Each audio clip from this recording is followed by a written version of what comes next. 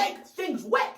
If my hand gets wet, the only reason why my hand got wet is because something that was wet touched my hand. For example, water.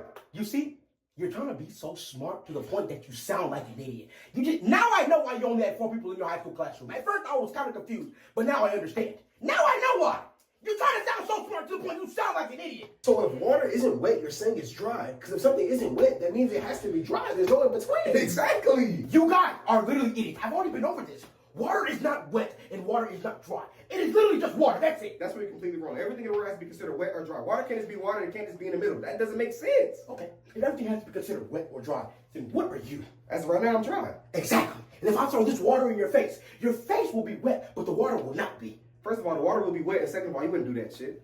First of all, the water will not be wet, and second of all, who wouldn't do that shit? Want that water wet? Want that water wet?